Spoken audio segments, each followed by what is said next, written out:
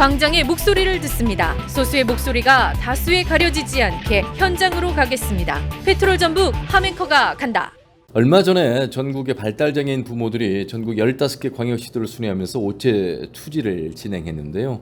지난 5월 28일엔 제주에서 시작된 전국 장애인 부모연대 전국 순회 오체 투쟁은 경남, 부산, 울산, 광주, 전남 등 지역에서 지난달 6월 18일엔 10번째로 우리 지역에서 펼쳐졌습니다. 발달장애인 부모들은 발달장애인 가정의 참사 사슬을 끊어달라고 도와 정부에 호소하고 있습니다.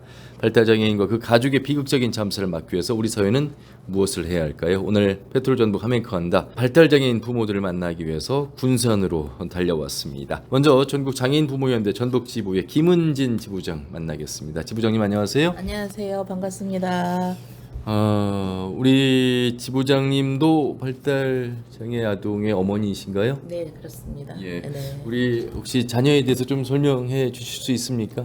저희 아이는 원래는 이제 태어날 때부터 발달 장애는 아니었고 중도에 이제 뇌종양 수술을 받으면서 지적인 부분까지 잘못되어서 지적 장애가 되어서 발달 장애인이 되었습니다. 예. 오늘 어머니신 우리 지부장님이 지금 이곳 사무실에 나와 계시는데 네. 지금 그러면 자녀는 어떻게 지내고 있을까요? 저희 아이는 지금 학교 다니고 있고요. 21살인데 지금 중학교 2학년에 재학 중에 있습니다. 예. 장애인 학교에 다니고 있어요. 예. 이제 활동지원사 선생님과 함께 치료실도 가고요, 운동실도 가고 병원에도 가고 그렇게 하고 있고요. 그 부분이 끝나면 이제 집으로 다시 이제 돌려서 보내주고 있습니다. 활동지원사 선생님은 하루에 뭐 몇 시간 이렇게 정해져 있습니까? 전체 시간으로 보면 140시간 정도 케어를 해주시는데요. 이제 저희가 두 부부가 직장을 다니다 보니까 그 부분을 메꿔주고 있는 선생님이기도 합니다. 예. 예. 그럼 이제 집에 와서는 그러면 이제 가족이 돌보게 됩니까? 그렇죠. 예. 가족이 전부 돌보게 되고 저희는 사실 여태까지 발달장애인들은 사회와 단절돼서 살았다고 생각을 하고 있거든요. 세상과 더불어 사는 게 그냥 당연한 일인데 지나온 세월을 보면 거의 시설이나 이제 그런 곳에 갇혀 있는 친구들도 있고 그리고 부모님들이 생업을 해야 살 수 있기 때문에 어디에 맡겨져 있고 그런 곳도 터무니없이 부족했습니다. 그러다 보니까 부모님들이 살아가는데 굉장히 제약이 많았고요. 많이 힘든 생활들을 지금 해왔지만 그래도 지금 부모연대가 하는 많은 정책들로 인해서 주간 활동이라는 정책도 생겼고 활동 지원사라는 정책도 생겼고 여러 가지 정책이 생겨서 그나마 지금은 회사 다니면서도 조금 이런 우리 장애인 친구들 그리고 자녀들을 맡길 수 있는 공간이 조금은 늘어났다고 보고 있습니다. 네. 갈수록 좋아지고는 있지만 이 발달장애 자녀가 치료가 되고 회복되면 좋겠습니다만 그렇지 못했을 때 부모님의 마음은 끝까지 내가 이 아이와 함께 가야 된다는 그런 심리적 미안함과 또 부담감 또 어떻게든 함께 가야 된다는 그런 의지를 이렇게 내려놓아서는 안 되는 그런 어려운 부분들이 24시간 이어지고 있잖아요. 이제 내가 죽으면 우리 아이는 죽을 수 있겠구나라는 생각을 했습니다. 왜냐하면 저희 아이들은 낫는 병이 아닙니다. 이거는 평생 가지고 가야 될 것이고 태어날 때부터 그렇게 DNA가 태어났기 때문에 4-5살짜리의 지적인 능력으로 평생을 산다고 생각을 하셔야 됩니다. 제가 이제 이쪽으로 깊이 뛰어들기 전에는 일반 장애인들이 신체 장애인들이 더 힘들 거라 생각을 했지만 이들은 인지적인 부분이 살아있기 때문에 그래도 누구한테 부탁해서라도 살아갈 수가 있어요. 근데 우리 발달 장애인들은 그것을 사회에다가 호소를 못합니다. 자기 자신이 어려우니까 도와주세요를 못합니다. 이들이 우리 옆에서 보면은 유치원생들 4-5살짜리가 평생 내가 먹고 살고 할 수가 없지 않습니까? 그것을 평생 이 친구들이 몸만 크고 지적인 능력이 그렇게 안 되기 때문에 그런 친구들이 평생 살아가야 된다고 생각하면 그 부모들이 정말 내가 늙어서 죽는데도 제대로 죽을 수가 없는 거죠. 그런 상황이기 때문에 그것을 위해서 내 아이를 내가 죽어도 좀 살아갈 수 있게 해달라고 정부에 호소하고 있는 그런 오체 투지였습니다. 세상에 더불어서 살아가려면 세상도 나와서 뭔가를 해야 되고 그리고 누군가 돌봐줄 사람이 필요하잖아요. 부모님들만 24시간 중 20시간을 아까 돌보고 있다고 했는데 옛날에 제가 저희 아이 병원에 있을 때 같은 엄마들이 이제 발달장애인 엄마들이 같이 병원에 있으면서 거기에서 이렇게 우울증 지수를 해준 적이 있어요. 근데 가장 밝았던 엄마의 우울증 지수가 가장 크더라고요. 그래서 이 우울증 지수가 없어 보였어요. 저희들이 봤을 때는 전혀.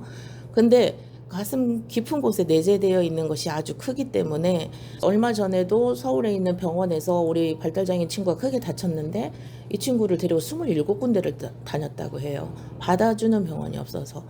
그러면 이 친구들도 세상에 대한민국의 국민인데 치료해 줄 사람이 하나가 없다는 거죠. 발달 장애인이라면 무조건 거부하는 그런 것들이 많기 때문에 그런 거점 병원이나 친구들이 돌봄을 받아야 될 부분 받아야 되고 자기 자해를 심하게 하는 친구들도 있어요. 이런 친구들을 그냥 놔둘 수가 없잖아요. 그래서 그거를 부모님 혼자 다 오롯이 감당하고 있는 상황이거든요. 이런 부분이 해결해야 된다고 생각했기 때문에 오체 투지를 하게 되었습니다. 예.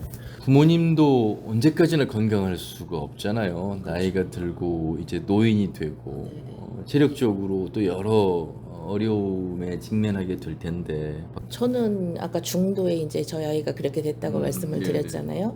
근데 그러니까 장애인의 엄마가 아닌 채로 살은 적도 있었고 장애인이 엄마가 된 후로 지금 살고 있는데요. 저도 이제 그 전 직장에서 사회복지 쪽으로 많은 것을 했습니다. 그래서 이 장애인에 대해서 많이 알고 있다고 생각을 했어요. 근데 막상 제가 장애인 엄마가 발달 장애인의 엄마가 딱 되고 나니까는요, 이거는 하늘과 땅 차이예요. 감히 상상할 수가 없을 정도의 차이여서 정말 엄마로서 이 아이한테 뭔가를 해줄 수 없다는 게 정말 답답해지거든요. 얼마 전 저희 회원분들의 말을 들었는데 오체 투지를 왜 하냐라고 물어봤을 때 내가 이 아이한테 해줄 게 없어서 이거라도 해야 된다라고 생각했다고 말씀을 하시더라고요. 뭐라도 해주고 싶은데 해줄 게 없는 거예요, 부모로서. 아프면 감기가 들고 아프면 일반적인 엄마들은 가서 그냥 병원에서 약도 주고 치료도 해주고 이런 걸 할 수 있잖아요. 우리 친구들은 치료가 안 되니까요. 우리 지부장님 말씀 들으면서 발달 장애인을 바라보는 시선, 편견, 이 불편함이 더욱더 힘들게 하진 않을까? 이런 생각도 좀 들게 됐습니다. 참 안타까운 이런 이야기인데 주변의 편견에 대한 어려움도 있으시죠? 그러면 이게 따뜻한 시선으로 봐주시는 게 아니고 워낙 단절된 생활을 발달장애인들이 했기 때문에 TV에서 발달장애인들이 막 지하철을 가는데 사람이 스타킹을 만진다거나 막 갑자기 덥석와가지고 굉장히 놀래킨다거나 이런 것들이 TV 화면에 나오다 보니까 우리 친구들이 우리 발달장애인들이 때때로 범죄자 취급을 받을 때가 있어요.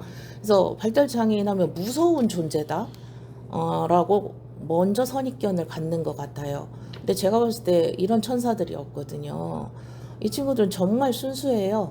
그냥 딱 유치원생들 정도의 순수함을 가지고 있는데 덩치가 크다 보니까 이 발달장애인들이 무슨 나쁜 마음을 먹고 하는 게 아니고 그 촉감이나 이런 것을 좋아하는 그런 친구들이 있고 또 이제 자기가 좋아하는 부분이 있어서 어린 아이들은 남이 하지 말란다고 안 하고 그러진 않잖아요. 하고 싶으면 가서 만져도 보고 이렇게 하는 거잖아요. 그런 감정이라고 보시면 되는데 이해를 못 하시는 거죠. 덩치도 큰 아이들이 왜 이런 행동을 할까라고 이렇게 접근을 하기 때문에 발달장애인에 대한 그런 인식도 많이 바뀌어져야 된다고 생각을 합니다. 정책은 조금씩 나오지만 전체 사회적인 풍토는 많이 바뀌지가 않습니다. 우리가 말로는 더불어 사회, 함께하는 사회라고 공동체라고 얘기를 하고 있지만 너무 또 다른 공간 안에 있는 분들이라고 생각하는 그런 무관심 속에서 비롯된 게 너무 많지 않나 이런 생각이 듭니다. 네, 이번에는 또 다른 발달장애인의 부모님을 만나도록 하겠습니다. 안녕하세요. 안녕하세요. 예. 저는 최중증 발달장애인의 부모이고요. 지금 전라북도 진안에서 같이 사회적 협동조합 대표를 맡고 있습니다. 고선경이라고 합니다. 그리고 부모연대 진안 지회장을 맡고 있습니다. 네. 우리 고선경 어머님 또 지금 여러 활동들을 하고 계시는데 진안에서 지금 이곳 군산까지 오늘 인터뷰 때문에 오셨어요. 오시는 길이 마음이 편치는 않았을 것 같아요. 이제 우리 자녀에 대한 생각도 그렇고 오늘 어떤 이야기를 좀 해야 되나 이런 많은 생각이 있으실 것 같습니다. 그 자녀 이야기 여쭤봐도 되겠습니까? 네. 저희 아이는 지금 우리나라 나이로, 그러니까 옛날 나이로는 23살이고 지금은 이제 22살이죠. 성인이네요. 네, 성인입니다. 성인 발달 장애인이고요. 사실 저희 아이는 초등학교 때까지는 그냥 성장이 그래도 괜찮게 잘 예후가 좋을 거라고 이제 예. 학교의 특수교사 선생님들도 이렇게 말씀하셨었고 상태가 괜찮았던 것 같아요. 근데 사춘기를 거치면서 아이가 자해를 그렇게 많이 하더라고요. 그래가지고 너무 심해서 헬멧을 쓰고 다녔어요, 학교에. 너무 머리를 많이 때리고 그러니까 하다 안 되겠어가지고 헬멧도 쓰고 뭐 막 그러니까 이제 턱도 때리고 머리 때리고 뭐 옷을 무는 건 일상이고요. 옷 무는 거는 초등학교 때도 좀 있었거든요. 근데 이 사춘기 겪으면서 자해의 이게 빈도도 폭도 더 커지는 양상으로 이렇게 가다 보니까 지금은 또 타해로 또 좀 나타나고 있어요. 그래서 지금 그게 좀 제일 걱정입니다. 그래서 이렇게 자꾸 눈을 이렇게 상대방을 공격하는 그런 행동들이 나오고 있어가지고 지금 정말 초조합니다. 그 자녀분이 이제 23살 이제 신체적으로 보면 굉장히 체격도 있고 하지만 행위에 있어서는 이제 자해에서 타해로 가는 것에 있어 어머니는 누군가에게도 피해를 내 자녀가 끼칠까봐 더 걱정을 하고 있습니다. 혼자서는 활동이나 행동이 많은 불편함을 겪고 있을까요? 누가 옆에 없으면 살 수 없는 아이죠. 말하자면 최중증이라는 개념이 일단 도전적 행동이 심하고 네. 그리고 독립생활이 어렵죠. 그래서 꼭 누군가가 있지 않으면 어떻게 될지 모르는 그런 한시도 이렇게 딴 짓을 할 수가 없어요. 보호자가 옆에 있을 때. 예, 반드시 옆에 있어야 합니다. 네. 그 누군가는 그러면 가족일 수도 있고 또 지원사일 수도 있고 근데 그 누군가도 사람이잖아요. 네. 엄마도 사람이고 힘든 시간들이 굉장히 많으셨을 것 같아서 가족 돌봄으로는 안 되는 그런 사회적인 대안이 필요하다는 목소리를 계속 그래서 내시는 거죠. 네. 어떻게 대책이 좀 나왔으면 좋겠어요? 그러니까 이런 거죠. 그러니까 저희 아이는 최중증이다 보니까 지역에 활동 지원사 제도가 있음에도 불구하고 블랙리스트에 올라가 있어요. 저희 아이는 기피 대상이죠. 일단 또 지병이 있어서 먹으면 계속 위로 올려요. 그러니까 이런 게 없었어요. 근데 그 치아가 계속 망가지고 있어서 그러니까 관리를 저희들이 해주는데도 불구하고 치아가 계속 망가지더라고요. 그래서 전신마 치료를 할 수밖에 없잖아요. 저희 아이는 정상적 진료가 불가능하기 때문에 전북대병원에서 전신마취를 지금 16번 했거든요. 그러니까 무조건 가벼운 충치도 전북대를 갈 수밖에 없으니까 2달, 3살 대기 타면서 이렇게 치료를 받아야 되는 상황인데 그래서 그랬는지 이유 없이 그 병이 생겨났어요. 이렇게 먹으면 계속 되새김질 한다고 하죠. 소가 되새김질 하듯이 그런 지병을 갖고 있다 보니까 그런 질병에다가 그 다음에 자해, 타해가 심하고 그러니까 소통이 조금씩 자기 말은 해요. 자기 의사 표현은 조금씩은 하지만 아주 간단한 정도의 자기 의사 표현 정도밖에 못 하다 보니까 지원사 선생님들이 똑같은 그 시급이 똑같은데 어렵고 힘든 사람을 보려고 하지 않지 않습니까? 그렇게 결국은 저희의 몫이었고 저희 아이는 3달을 대기를 타는데도 아무도 오지 않아가지고 결국은 제가 지금 저희 농산촌 같은 경우에는 저희가 면에 살고 있거든요. 그래서 활동지원사가 못 구할 때 예외적으로 가족이 할 수 있도록 하는 제도가 있어요. 그래서 제가 지금 우리 아이의 활동지원사를 맡고 있어요. 대신에 급여는 50%밖에 받지를 못합니다. 네, 아무도 안 오는데 그러니까 뭐 주말이고 뭐고 다행인 것은 제가 이제 대표를 맡으면 센터를 내서 저희 아이가 낮 시간에 거기서 그냥 지낸다는 것만으로도 너무 감사한 거죠. 지금 우리 제 어머님께서 인터뷰를 하실 때 마음은 그렇지 않겠습니다만 그럼에도 불구하고 편안하게 지금 인터뷰를 해주시는데 이게 이제 오랜 시간이 흘러서 익숙해지신 것인지 아니면 이제 더 이상의 어떤 대안이 없다고 체념을 하셔서 그러신 건지 그 심정은 어떠세요? 요즘에 이제 국가에서 이제 체중증 발달 장애인 정책이 하나씩 나오고 있는데 참 우리나라는 발달 장애인에 대한 그 정책 위반자들이 참 이해가 없다. 왜냐하면 발달 장애인은 근본적으로 관계 맺음의 장애거든요. 관계 맺기를 못해요. 상호작용이 어려워요. 자기 의사 표현을 못한단 말이죠. 인지 장애는 기본적으로 깔고 있고요. 그러다 보니까 이 사람들의 행동이나 이것들을 정확하게 이해하지 못하면 엉뚱한 지원을 할 수밖에 없는 상황인 거거든요. 그래서 외국 같은 경우에는 영국 같은 데 이런 데서는 발달장애인 활동지원사가 달리 더 어렵게 자격을 또 높였대요. 그리고 급여도 더 비싸다고 합니다. 이제 그렇게 차별화를 딱 시켜서 그렇게 한대. 왜냐하면 발달장애는 말 그대로 스펙트럼 장애잖아요. 너무나 양상이 다양해요. 사람들마다 너무 다양한 어려움을 갖고 있기 때문에 그것을 저도 정확하게 이해하지 못하면 알아도 안 되는 모양인데 이해를 못하고 그냥 친절하게 대하면 되겠지라는 생각을 갖고 큰 오산이거든요. 그럼 어떻게 되느냐? 우리 발달장애인이 주로 만나는 사람이 지원자들이잖아요. 부모가 지원을 하든 활동지원사가 지원을 하든 센터 주간활동센터의 선생님들이 지원을 하든 간에 근데 그분들이 이분의 행동을 이해를 못해서 엉뚱하게 지원했을 때 더 상태가 악화되어지고 그리고 더 도전적 행동이 심해지고 선생님은 선생님대로 보호자들은 보호자대로 더 어려운 지경에 빠지게 되는 거거든요. 그래서 저는 사실 이번에도 이제 도지사님께 정책 제안을 했던 내용 중에 하나가 자격화가 필요하다. 발달장애인을 지원하는 지원자들에게는 반드시 엄격하게 그 이론을 그 연수를 받아야 하고 그리고 실습도 필요하다. 현장 실습이 필요하다. 이걸 의무화해서 자격화해야 된다. 그렇지 않으면 너무나 다 불행하다. 그래서 그거를 도지사 차원에서 할 수 있는 영역입니까? 물론 이제 이게 사회복지 법령들이 법적 제도적 그것들이 정비가 돼야 되는 문제가 있어요. 그래서 하지만 도지사님이 할 수 있는 영역도 있을 거라는 생각이 들고요. 그래서 최종증 발달장애인 정책이 이제 시범 사업으로 진행되고 있는데 이런 사업들에 대해서 정책을 위반하시는 분들이 기본적인 이해를 갖고 접근을 했으면 하는 그런 바람이 있는 거죠. 부모님 입장에서. 네, 이번엔 또 다른 부모님을 만나겠습니다. 안녕하세요. 안녕하세요. 저는 발달장애, 지적장애를 가진 딸아이를 가진 엄마고요. 지금 현재 전국장애인 부모회 무주지회 회장을 하고 있고요. 저희 아기는 지금 대학 생활을 하고 있어요.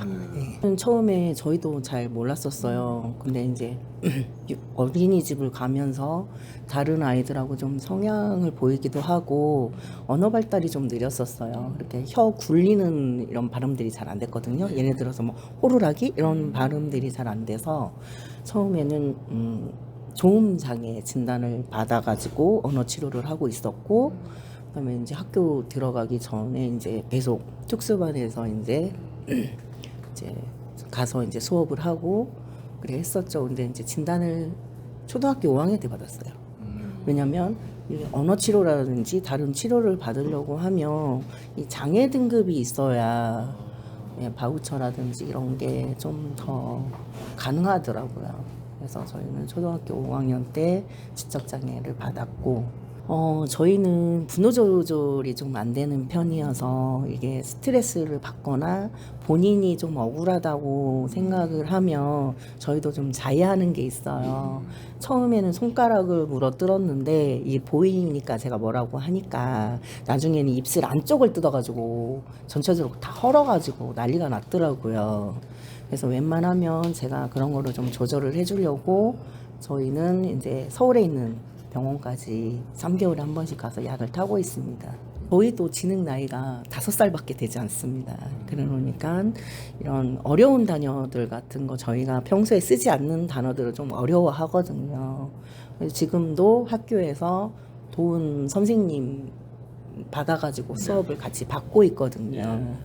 근데 이제 저희 아이 같은 경우에는 일상생활이 가능해서 여기 장애인 고용공단에 저희는 이제 등록을 해서 그래도 사무 보조라도 하지 않을까 싶어가지고 왜냐면 저희는 파워포인트까지 다 하니까 예, 하니까 이제 네. 의뢰를 했는데 나중에 이제 연락이 안 와가지고 연락을 계속 드려봤더니 지적장애는 사후 보조 자체를 받아주지 않는다는 거예요.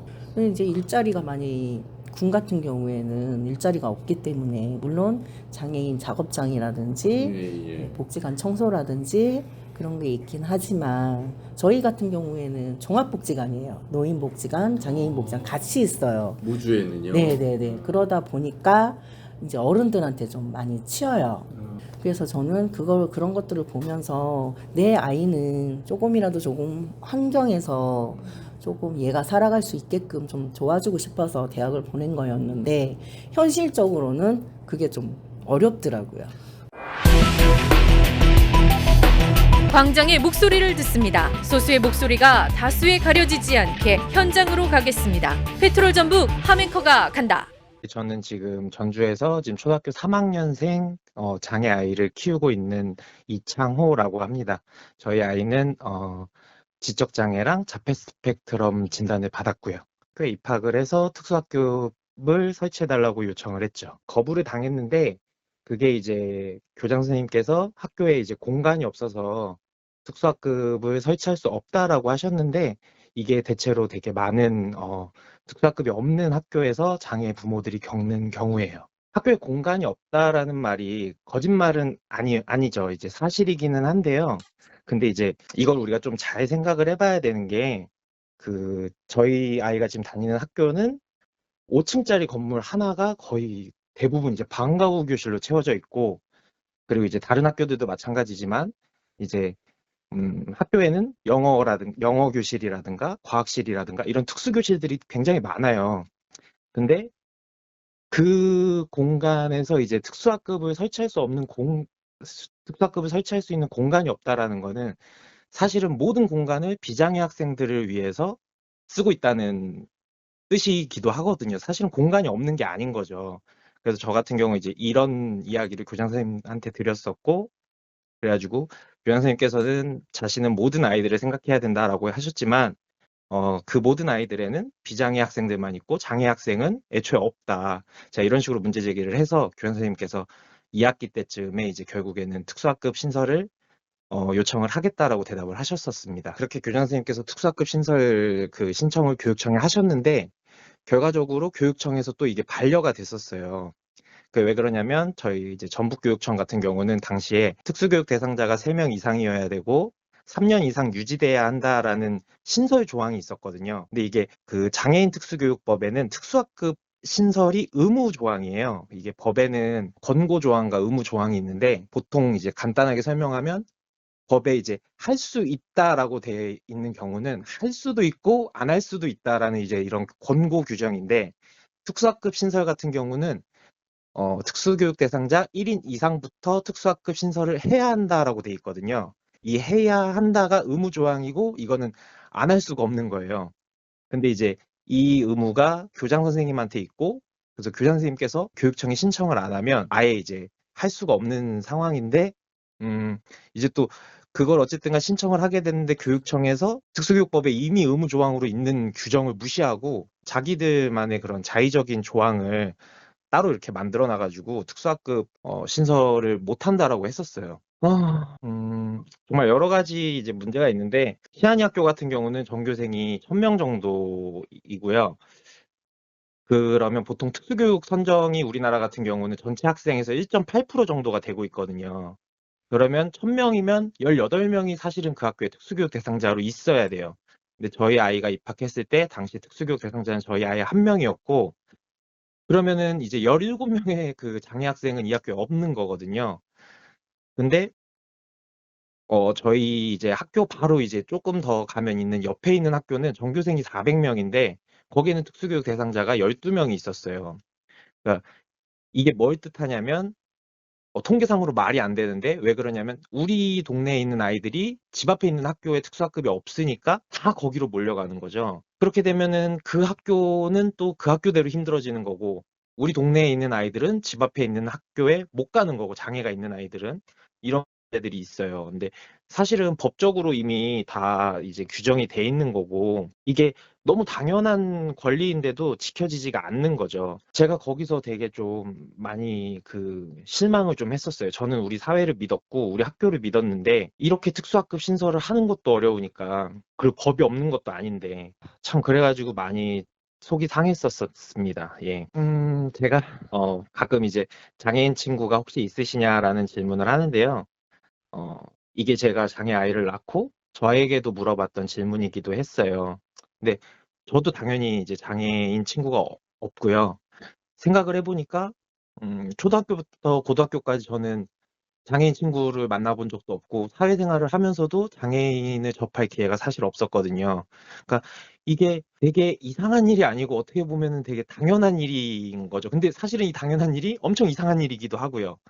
그래서 제가 그때 당시 되게 부끄럽게 느꼈던 게, 이거를 너무 내가 이상하게 생각해 본 적이 한 번도 없구나. 장애인을 내가 실제로 만나본 적이 없다는 거를 한 번도 이상하게 생각해 본 적이 없고 너무 당연하게 생각을 했구나. 이런 생각을 좀 했었고요.